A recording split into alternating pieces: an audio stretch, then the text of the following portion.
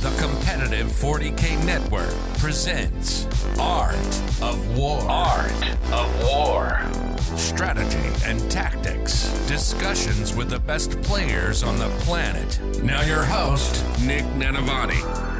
Hello, everyone, and welcome back to another episode of the Art of War podcast. I'm your host, Nick Nanavati, and this week we are joined by a very, very, very special repeat guest, Olivier Weiss, also known as Perry Castor, the world champion from the Warmasters singles event and member of Team France, the world championship team from the WTC tournament. Congratulations, Olivier. Thank you, Nick. Hi, everyone. Hello. So we've had you on a couple times in the past. You first came on a couple years ago talking about your salamanders. Then after Pirate Cup back in February, you're running your Black Templars. And now you're running an even more heinous version of your Black Templars, which many credit as the coolest, strongest, most effective list in the entire tournament, which is alone quite the title. But not only that, but one list doesn't make a whole team tournament. Your team had 8 members of it, and all of you were together through some brutal grinding 40K. Like, this is the hardest tournament in the world to win. We're going to talk about what that journey has been like from your perspective. In part one of this 2-part show, we're going to talk about how you developed your team, what that process was like. Picking lists for this kind of event is always such a stressful and important time. How did you land on your team comp, what you thought you were good at, bad at, what you thought about the other nations when you saw their lists, and kind of identify your competition. And we're going to go through the process of WTC. It's such an emotional event, so we're going to try to capture that as well. And then in part 2, for our wonderful subscribers on AOW40K.com, you can subscribe for $5 a month and you'll get access to this episode where we're going to talk about Black Templars. We're going to talk about Olivier's amazing Black Templar list, how he piloted it, his different matchups, and how he won, not 1, not 2, but was it 14 games of grueling Warhammer over the course of the weekend? 15. Yeah, 15. Who's counting? Undefeated. Who's counting? Yeah, who's counting? Truly, amongst the highest level of competition you will find anywhere in the world, one of the most impressive runs in all of Warhammer 40K history. We're going to get the scoop for you. Olivier, congratulations once again, but let's just get right into it. Tell me about your WT's experience. When did it start for you this year? Yeah, it started in 2019. It was in Serbia, I believe. We met there. We had our first game. You were playing GSC. I was playing my grotesque list in Dracaries. That's right. I was still playing only in singles because the process of selection in France was not the same. It was quite exclusive because there was this unique and the best team we had in France at the moment that won the tournament and then took the same team to the international event for several reasons, and most of them were good reasons, but it was quite exclusive. And that's when I started 2019. The year after that, I was co-captain from United Nations with Stephen Box from Vanguard Tactics, and we co-captained United Nations 1. Then COVID came, and after that, the system changed in France, and Laurent, first captain of this new system, started to pick players among all the best team in the league's French system. And I was selected by Laurent the first year. I was playing Salamanders. That's where you had me 2 years ago. The year after that, we build up the team, and we also improved the team and the process, gathering around us a bunch of players. I believe it was 30 players. And among those 30 players, we started to connect dots and select players that were really motivated to go to WTC. Then we gathered a lot of money from the community because we have a very helping and enthusiastic community in France. And during my captaincy, we gathered enough money to bring those players into a full international season outside France, because it was the weak point of my captaincy. We were still playing French among French. So we were the best French, but we were not able to decide if our meta choice or our game plan or gameplay were compatible with foreigners' methods and able to beat them. So that was the actual captain doing, because he inherited from the money I raised to bring the team through an entire season out. So we went to Pyra, where we faced you. We came second, just behind USA. We went to European Trash Championship in March as well, and we went again into Pyra's July. That was a more selective event, and then we felt ready for the WTC. That was the entire run from my own perspective to so 2019, 2020 was a personal experience outside of Team France. And then post-COVID, those 3 years, there were hard work from Laurent, first captain, me, second captain, and Zika, actual captain of France. I love it. I think it's so cool how your community has evolved from just like the best team keeps on going over and over to really pooling your talent and just drawing players from anywhere. And then you take it a step further, right? Within France, it can be insular. Every country faces this. Every meta faces this. It's still a local pond on the scale of the World Team Championships. So with that in mind, you, under your leadership and following that, your next captain's leadership, Leroux, you really changed the system, got out there, funded a team going out to the Pirate Cup, which is in Poland, European Trash Cup, which I believe is in Austria. I could be mistaken. It's not sure. It's not decided yet, I believe, but it might be. It's still an event outside France. Still in discussion, yeah. Right. And did you find that breaking out of your French meta really made a difference in terms of your overall scope? It seemed from the outside as though your team composition was head and shoulders different to everybody, but also very strong, like stronger than most countries. And I think that dominated. Yeah, to be honest, I think you have the same say. We have the same French is first be a prophet in your own country, then go outside, and that's what we did. And once you're a prophet in your own country, there's no guarantee you are going to beat some foreigners' ass. So this year, that was the challenge, bringing those best players in the best team event outside the country and see how they perform, see how they behave also on the table, speaking in English, interacting in English. You have those opponent management skills that you have to develop.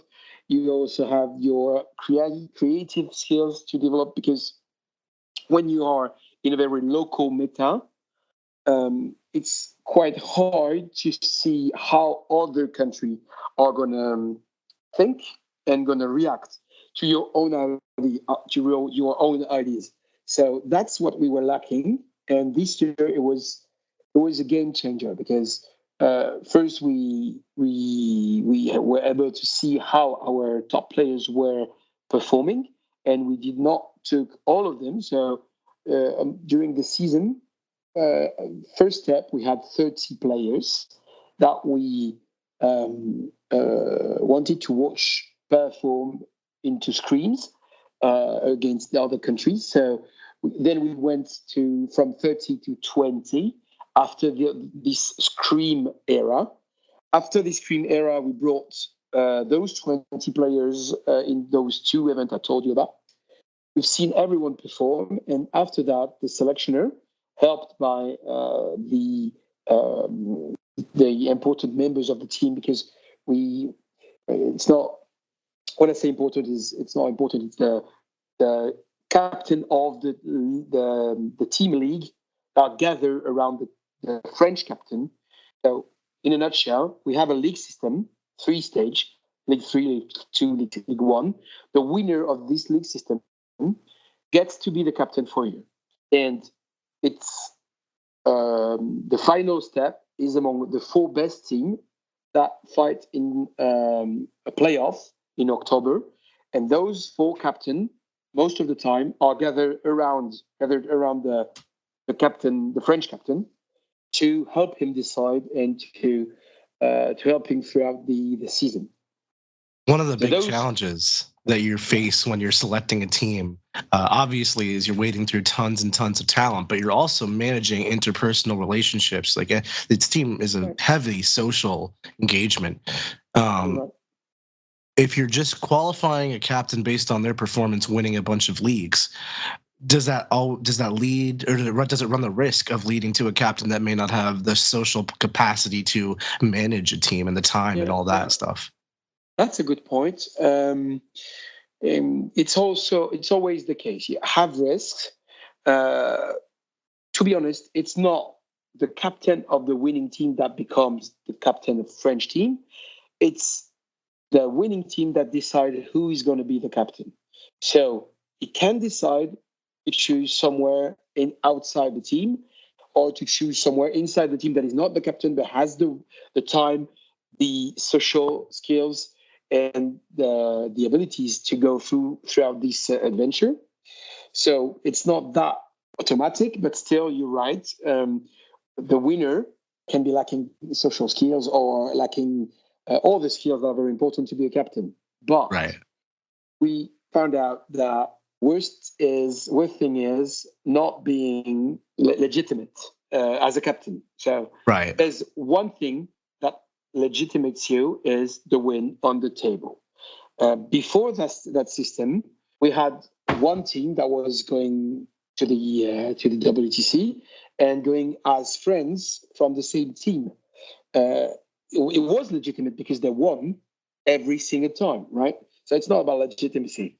Then, if you only select your own friends, that is losing some kind of legitimacy. Right, some nepotism there. We prefer having first a captain that is hardly legitimate, strongly legitimate. Right, no questions asked. Yeah, that's it. Because if you have the best leader and manager of the world, but if this guy is not legitimate, the work is not going to be done. Does your team, in the process of finding your 8 players, you're going to upset some people who don't make the team, and then, of course, once you even have 8 players, you still have to land on factions and all that, and there can be overlap on who plays what and different opinions on who's good, who's bad. How did your team manage all these different personal and interpersonal relations during the process? First, I think we are all quite respectful adults, so it's not the only job of the captain, it's also the job of the top competitive community to ensure the atmosphere remains good. We shared time during the year, and that's what we tried to do first and foremost with starting with Laurent and then me. So gathering people that were not meant to perform to the podium the first 2 years to make sure they bound with friendship bounds during the event, the streams, the WTC, and just want to see each other to the next event. And once we've created this atmosphere, it's much easier to handle the frustration you're talking about, that I'm not in the next step, I'm not in the 20s, I'm not in the 12 final step, or I'm in the 12 final step, but then we fight for the codex, and someone is going to decide that a codex is not within the 8. So that's a lot of frustration because it's a lot of work, and there's no magical methods. The closer you are to be friends, the easier it is to handle that, right? I couldn't agree more. I mean, with Art of War, our team is all based on friendship and camaraderie and that kind of stuff, and that builds the relationships and builds the trust necessary to have a high-performing team. Trying to just gather individuals and put them towards a common purpose can work if they're all skilled and talented, but at the end of the day, you've got to know everyone's got each other's backs, and there's so much not on the table that goes into performing on these team events that I really wanted to dig into that. But it sounds like you guys have a great system for that. So talk to me about your army composition selection. I think, just to recap, what armies did your team actually bring to the event, like faction-wise and archetypes?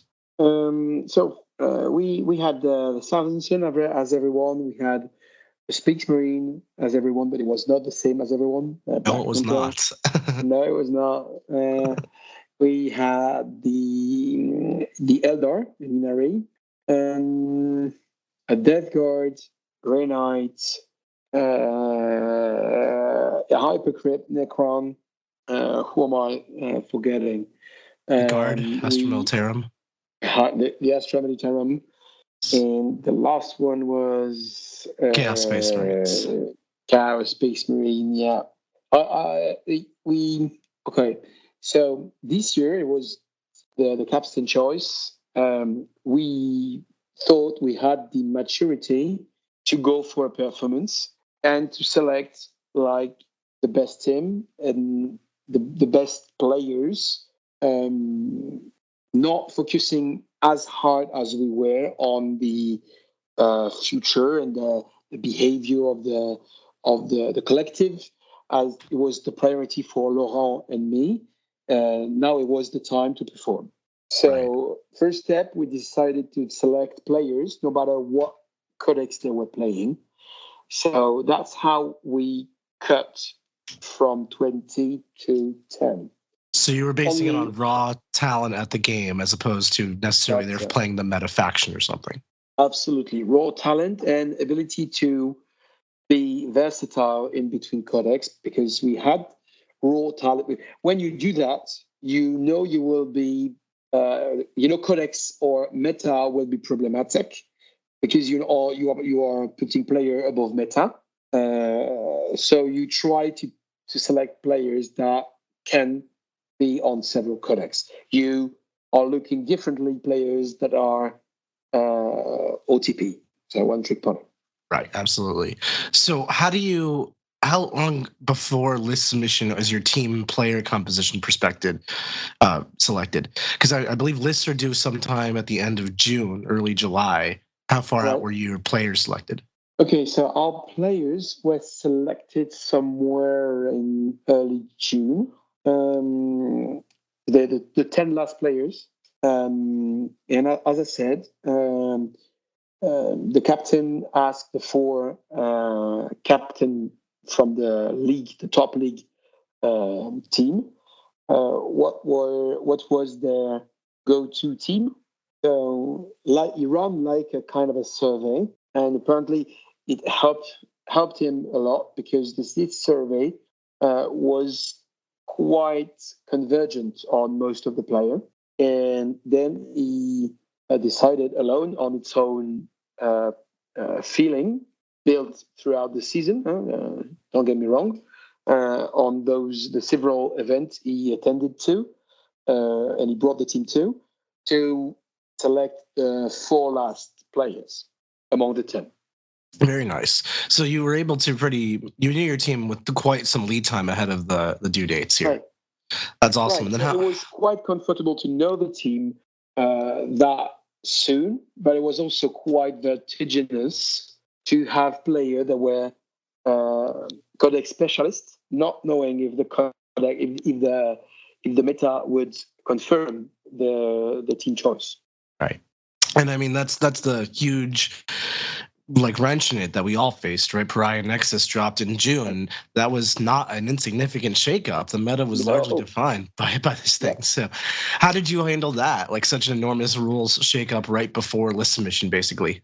Well, we handled that with a lot of work, I believe. That was definitely apparent, right?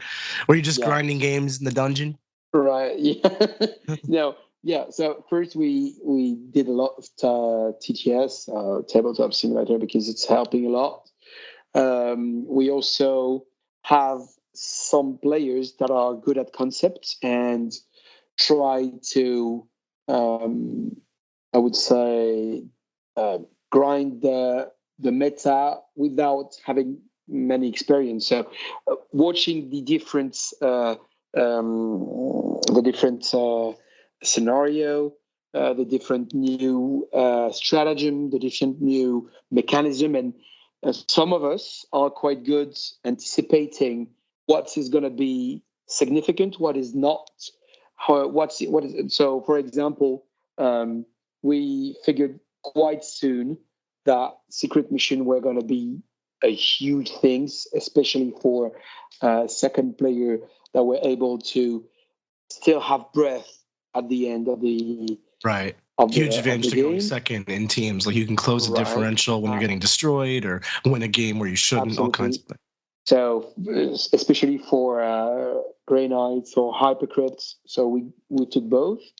Also, figuring that army that were really good at pushing, and until now were able to push 4 turn and then were exhausted and almost tabled.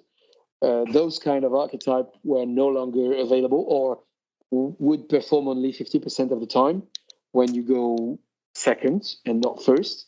So that's an example. Another example is how big the heroic intervention down to 1 CP is in the meta game. We thought, and we still think, the heroic intervention 1 CP would be the grenade stratagem no one knew about previous WTC and was the most busted stratagem throughout the season. Yeah, no This kidding. heroic intervention in 1 CP was the new game changer. Right. And we decided to absolutely abuse of that. What does that look like for your team comp? How did you make use of a team composition that abuses heroic intervention going to 1 CP? Okay, so once we figure out it is important, so we share it throughout the top 10, and then if they believe we're right, they use it and they use that into their building list building work. And in particular, it took a very important place in the choice we made on Space Marine and Space Marine. Those 2 lists were, first of all, hordes, close combat oriented and skill-based oriented.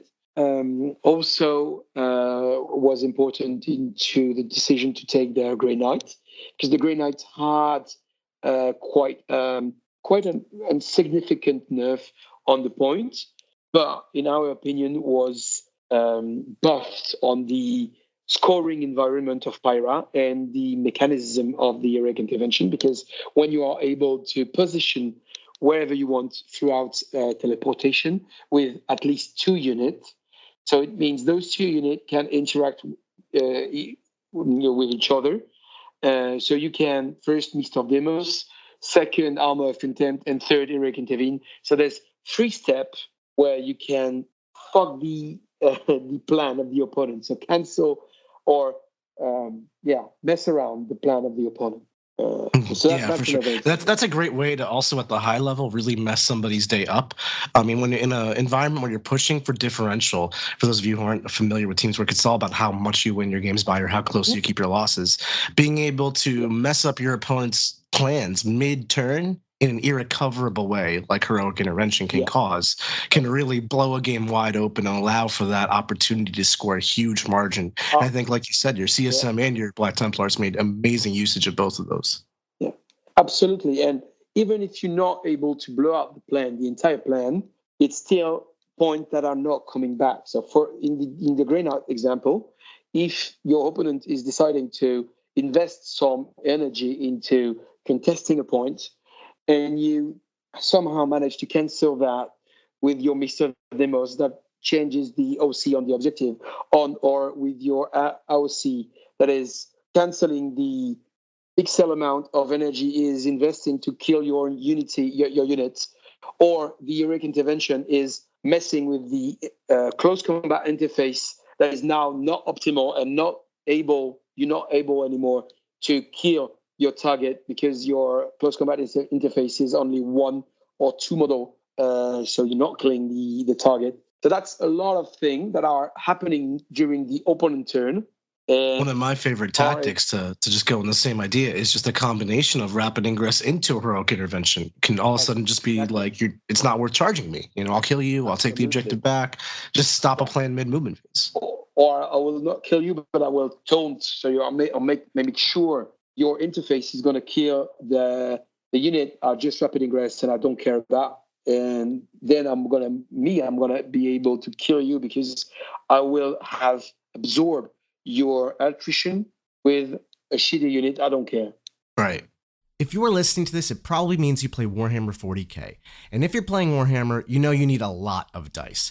Baron of Dice is where we get our dice from. They produce amazing different kinds of dice. We just recently got all kinds of different faction dice shipped to us, which we use on our stream games. But not only do they look really cool, but they're highly customizable. You can get different symbols, corners that are square, corners that are round, different shapes and sizes, different sided dice. It's all the rage. And they're customizable in color and design as well. They are so cool looking. Not only that, but they feel great to roll in your hands. I've never held dice that roll and feel this good. Not only that, but they are scientifically perfectly balanced. There are tons of case studies on people rolling thousands of dice and recording all the results that they get. And sometimes you might get a die that rolls just a few too many ones. We've all had to throw it out before. These dice are not like that. They are perfectly balanced to a T, thousands of rolls, perfect distribution. If you want to take your Warhammer game seriously and make sure the dice are not screwing you over, get some Baron of dice. So it looks like you had a team composition with heavy hitters in the form of your Chaos Space Marines and your Black Templars. And what I think your team did really well, which hindsight is a bitch like this, I wish we had done better, is you brought these combat horde armies which can just stand on objectives turn after turn after turn, dominate the primary that way. That's not really something that we see too commonly in the meta at all, and it's a great way to leverage that differential right now. And then you had great blockers like your Astromilitarum, and nothing is really going to destroy that. It's got a very good points floor. Talk to me about some other choices you made. I know the Necrons and the Grey Knights probably were also like blunters. How did you use those? As you said, after we analyzed on the very abstract position, the meta, so observing, for example, that every secondaries were downscale and the primary would have a bigger importance relatively to the entire scoring environment, we figured we needed either pusher that will be able to hold primary and bring a lot of points. So that was the Black Templar, that was the Chaos Space Marine, that was also Astromilitarum with the 18 bull grip. Right. And we figured we needed blank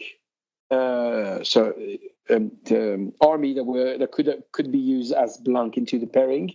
Right. So army that are okay into pairing, but okay into primaries, but busted into secondaries. So that's Hypercrypt and Grey Knight, and also are threatening on the secret mission level.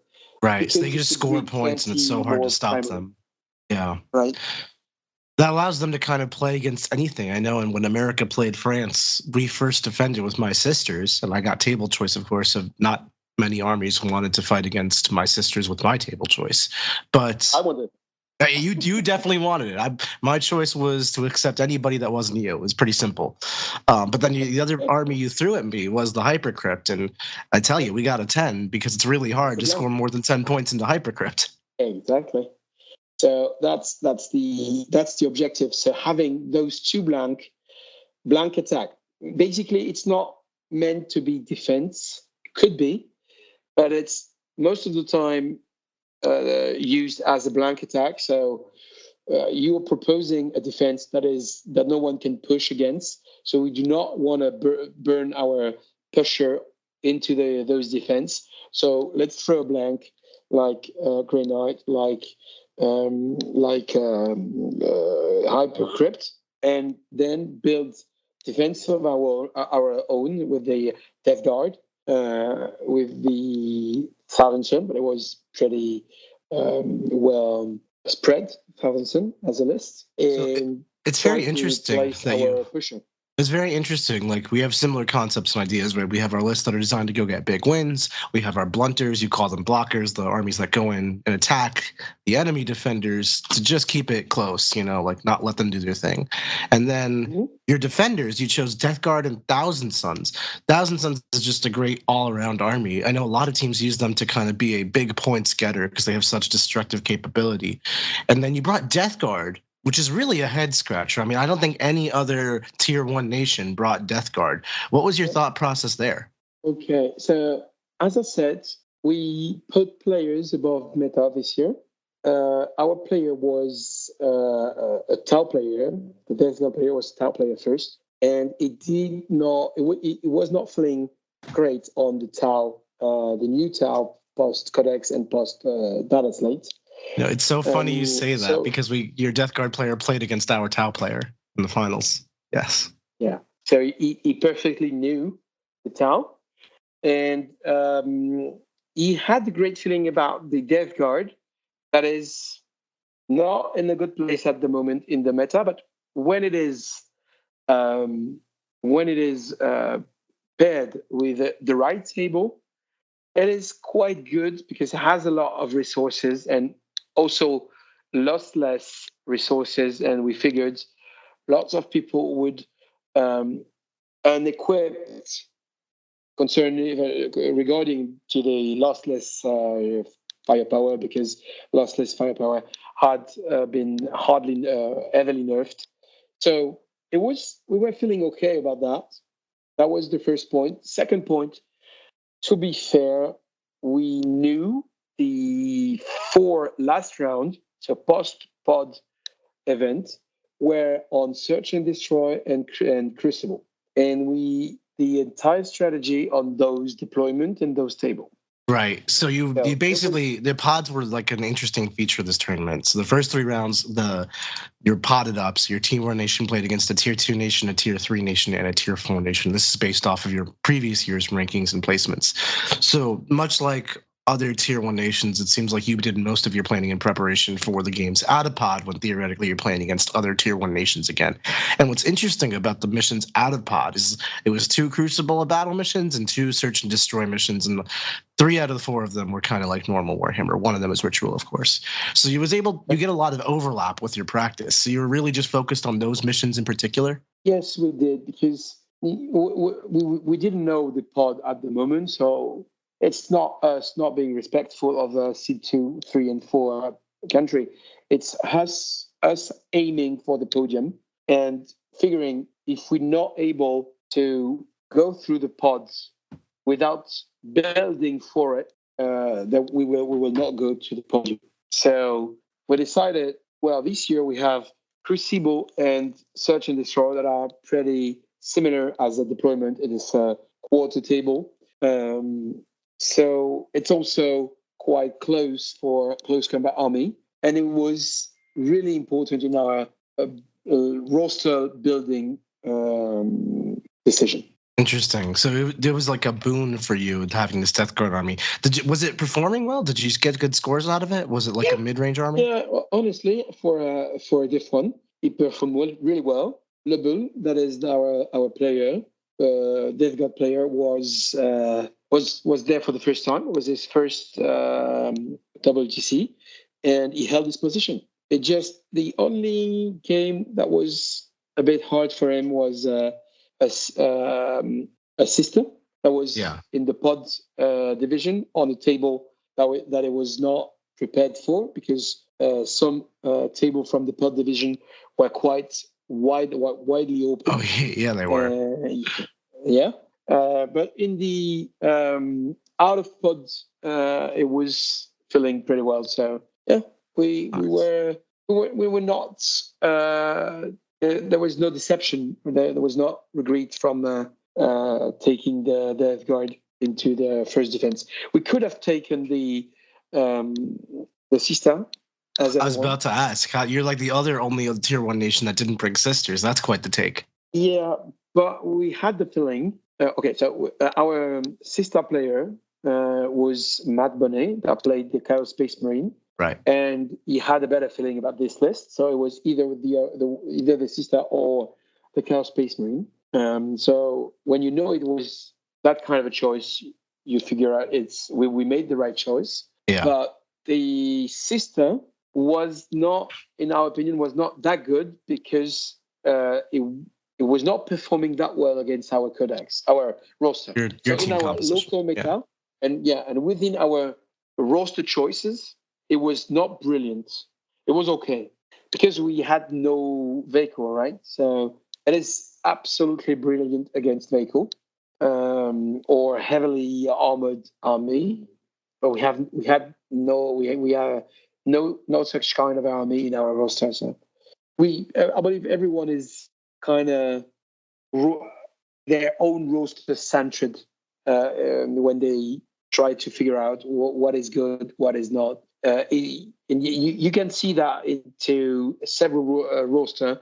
So you can see that people that are bringing Space Wolf have been trying to find solution against some gun lines they are having in their local country, and found the solution with the Space Wolf.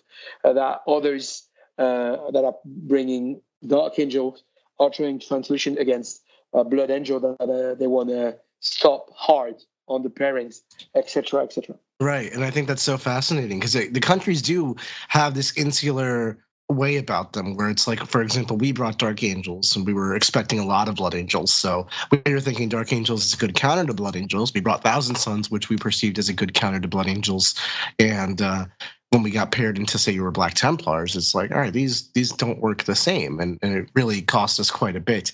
When the team's list finally went live, this is like sometime like 2-3 weeks before the event. It's such an exciting time because you're so eager to see what everyone else is thinking, what they're taking.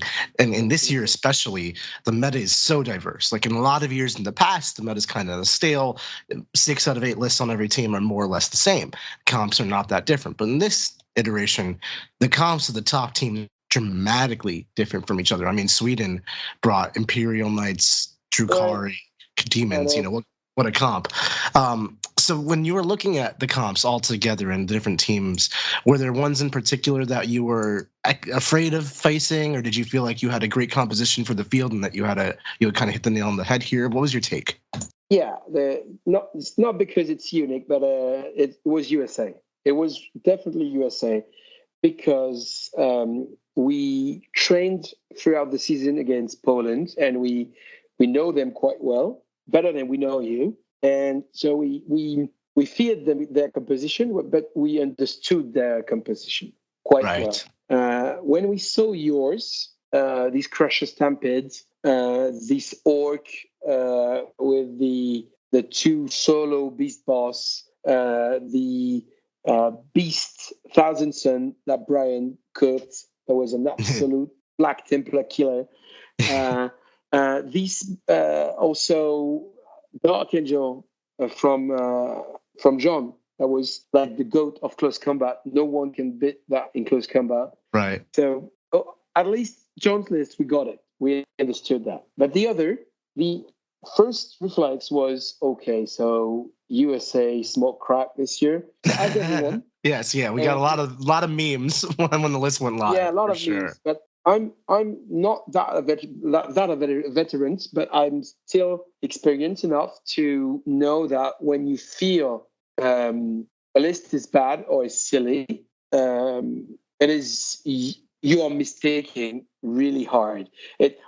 When you do not have found the intelligence that govern the choice made into the roster builds. Until that point, you are pretty sure you're going to lose. Interesting. So you came at it very humbly. Like our list looked weird and off meta, and they certainly were to an extent. That's why we feared them the most. Right.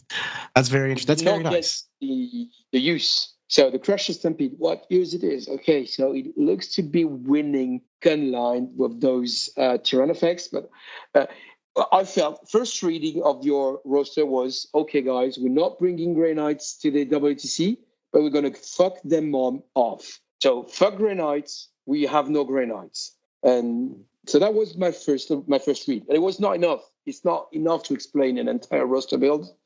And we did not have all the answer. What is Sean bringing like a vintage version of the of The Incarn, all kinds of weird stuff. Yeah. Incarn, reviving character. So it had purpose. We did not get that purpose 100%. So that's why we feared your roster the most, and Sweden as well, because we know, same reason, they had a very different roster. They beat us hard in the past, and we know they have a very humble mindset that quite often bring them to be respectful enough to our list, where when we do not give the same respect to their roster and then get beaten the ass. How is it matrixing against a team where you don't really understand their list? You just think, there's something here that you don't understand. Okay, so first step, we encourage player to use the I don't know estimation. That is really within the matrix. So you have small win, big wins, gamble, draw, small loss, big loss, and I don't know. And we were strongly advising player to leave I don't know until they play test or until they understand, and until the last minute as well. So to get the intelligence we could use throughout the WTC to understand more the role. Like seeing what list matchups they got and how they played and what scores they got. How did they perform exactly? Because so in that regard, it's kind of beneficial to you that we paired into the final round because you had the maximum knowledge. Absolutely. And to be fair, until you get the intel from other pairings, it's only about feelings. Okay, so I feel you, Grey Knight, are going to be completely wrecked by the Tyranid Crusher.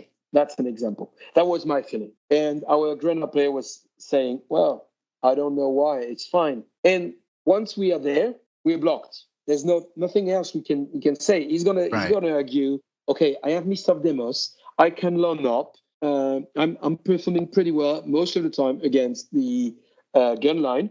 Why would it change on this one? And I would say, okay, 2 Tyrannofex shot and your armor is dead. And then how will you kill with your strength 10 those beasts, that amount of beasts that are putting pressure on you? Okay, both legitimate arguments. Mm-hmm. Then you cannot separate who's right and who isn't. Right, that's a tough place to find yourself live in the moment. Yeah. Okay.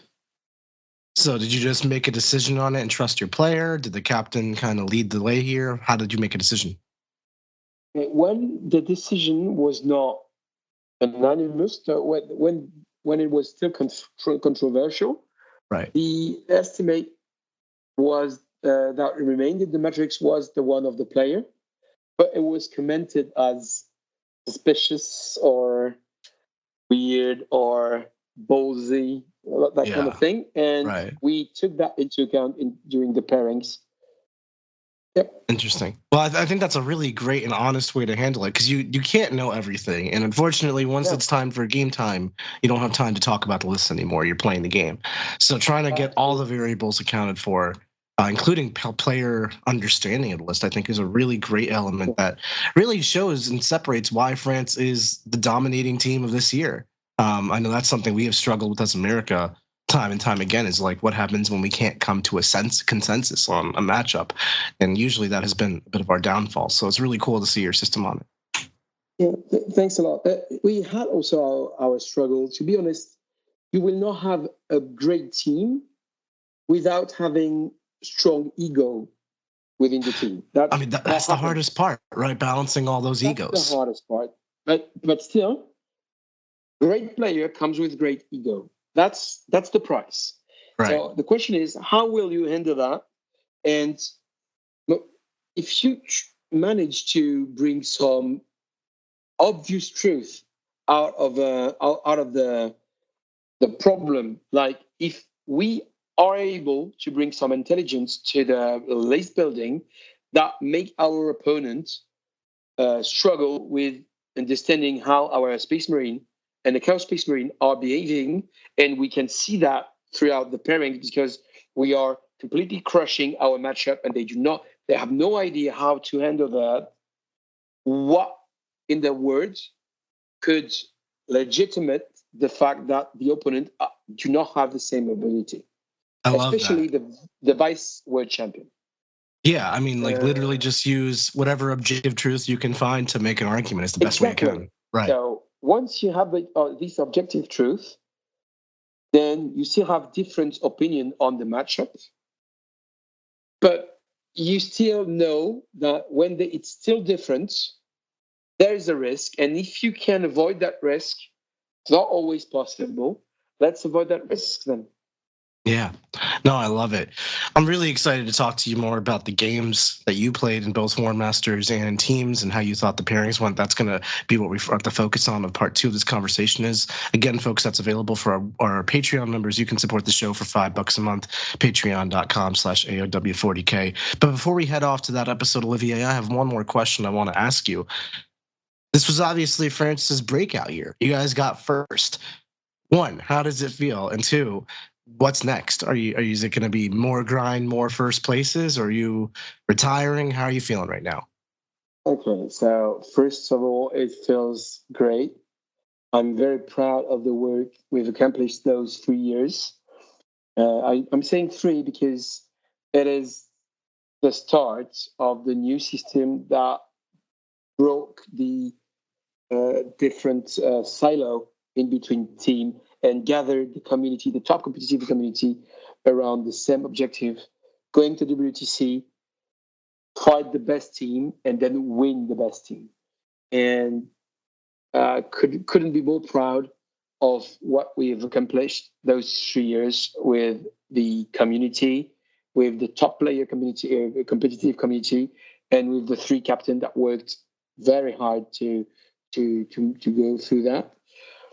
I'm also very grateful because I know it is crowning a lot of work and sacrifice, but it's also based on some very lucky events because we are playing a dice game, and saying there's no luck in this path would be crazy. So I'm acknowledging that there was. And for the next step, I don't know. I feel so. First of all, I'm not retiring. That's good to hear. Second of all, I feel maybe some of us will be tired because it has become crazy. So the much energy work we have to put to get to this level. So maybe we'll not have the same team. Surely we'll not have the same team next year. But we have a large amount of top competitive players ready and eager to come to WTC and show that they deserve this standard as well. And the difficult way now will be to make some space for those new players that will have less experience, but more energy and more envy to win. And will be, and then foremost will be a better player than the veterans that are already crowned, right? Beautiful, beautifully said. And you should be proud. This was truly one of the most impressive runs I've ever seen in my 10 plus years going to this event and doing professional Warhammer. Seriously, amazingly well done. And congratulations to France. You guys have earned a really impressive award here. Yeah, we'll wear the star very proudly. As you should. Awesome. Well, Olivier, congratulations once again, and thank you so much for coming on the show. It has been such an honor talking to you, and I'm sure the guests will absolutely love hearing from a now world championship of Warhammer. Folks, you can hear part 2 of this conversation on our Patreon, AOW40K.com. $5 a month, you get access to this episode, 250 plus other episodes, and our amazing Discord server where you can talk to all of our various coaches and amazing community. Thank you so much for listening, everyone, and we will catch you next week. Like what you just listened to? Check out Art of War Down Under and Art of War Unbroken on the competitive 40K network. The Art of War 40K.com.